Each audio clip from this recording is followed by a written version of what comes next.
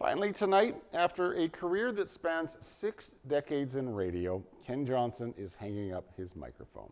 He's not only been the voice of Fort Nelson, but he's also been the heart and soul of that community.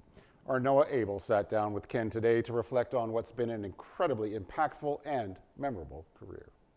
After 40 years in the broadcasting industry, Ken Johnson, the beloved station manager and radio announcer at Summit 102.3 in Fort Nelson, is retiring. He will not only be remembered for his immense on-air talent, but also for the lasting impact he's had on his community. When I was 7 years old, I made a recording of me pretending to be a radio guy.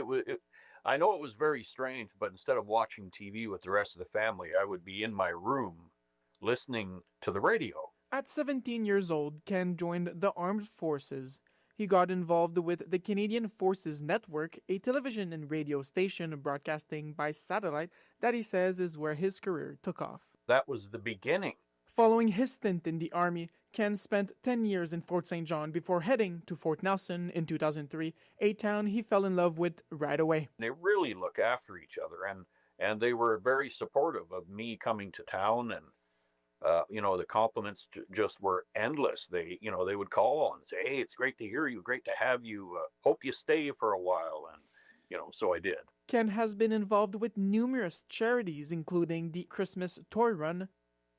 During the 2024 Parker Lake fire, more than 3,000 people were ordered to evacuate Fort Nelson, but Ken stayed behind. He not only stayed in town to be on air and inform everybody through radio and social media what was going on, but he was helping in the community by, going around and feeding and looking after people's pets. Ken says evacuees thought they'd be back the next day and left their pets behind, but the evacuation order persisted.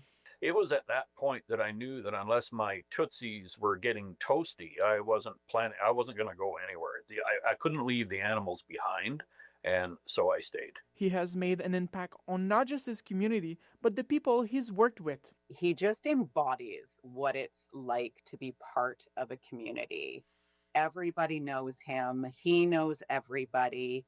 There is nothing that man hasn't done or won't do for his community. I've spoke to Ken a lot over the last 4.5 years, and what he's done for his community is incredible. He's not only inspired me to be a better journalist, more importantly, he's inspired me to be a better human being, and that's what I think he's going to be remembered for.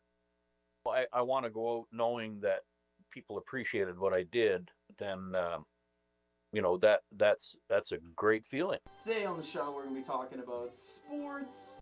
And for anyone saddened to see Ken retire, he says the station is in good hands and he will be there to help out when needed.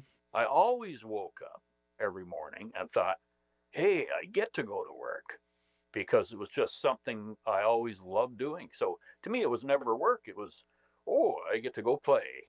Noah Abel, CJDC-TV News, Dawson Creek.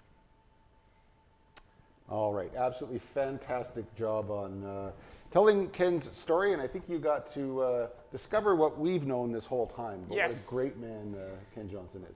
I've not been here for a long time, but I've talked to some people, and he seems like his influence seemed to be really, really important in the community. So yeah, I'm lucky enough to call him a friend, and so, friend, congratulations, enjoy your retirement, and all the accolades that come with it.